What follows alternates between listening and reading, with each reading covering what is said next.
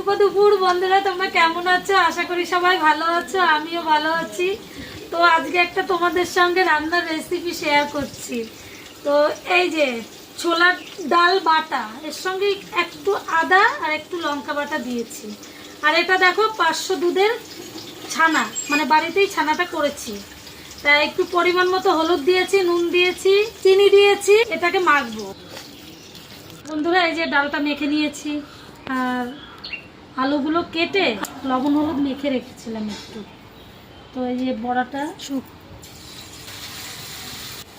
তো গ্যাসটা একটু কমিয়ে দিতে হবে, না হলে কি বলতো মানে ভাজা হবে না, বড়াগুলো পুড়ে যাবে। তো বন্ধুরা গ্যাসটা কমিয়ে তো এরকম সুন্দর লাল লাল করে ভেজে সব তুলে নেব।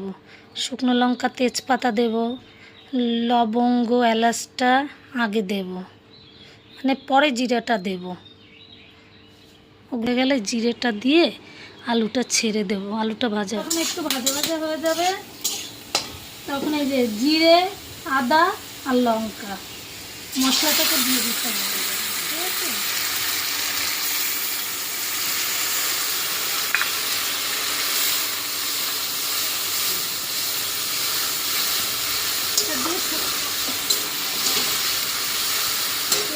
এই মশলাটা দিয়ে এখন সুন্দর করে গ্যাস কমিয়ে কমিয়ে মশলাটা কষাতে হবে, যাতে কাঁচা গন্ধটা না থাকে, মশলার কাঁচা গন্ধটা।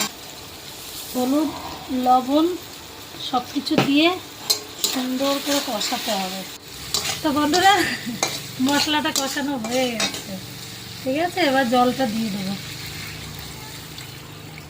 জলটা যখন ফুটে উঠবে, তখন মানে ফুটে উঠবে না, নামানোর ঠিক 2-3 মিনিট আগে ওই বড়াগুলো দিতে হবে। কেন বলো তো? এটা তো বন্ধুরা আলুটা সিদ্ধ হয়ে গেছে। তো এখন পরিমাণ মতো একটু চিনি দেবো, ঠিক আছে? যেরকম যে খায় চিনি সেরকমই দেবে।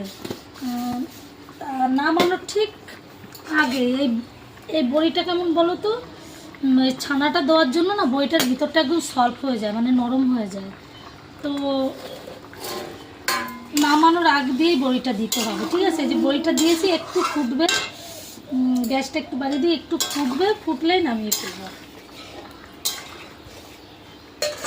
একটু ঘি দেবো। এবার ঘি দিলেও হয়, না দিলেও হয়, যে খায় সে দেবে, যে না খাবে দেবে না, কোনো ব্যাপার নেই। এই যে হয়ে গেছে। তা বন্ধুরা এই যে রান্না কমপ্লিট। তো আজকে প্রচুর গরম পড়েছে, বাইরে দেখো রোদ, মানে ছবিটা তো বুঝতেই পারছো, মানে রোদ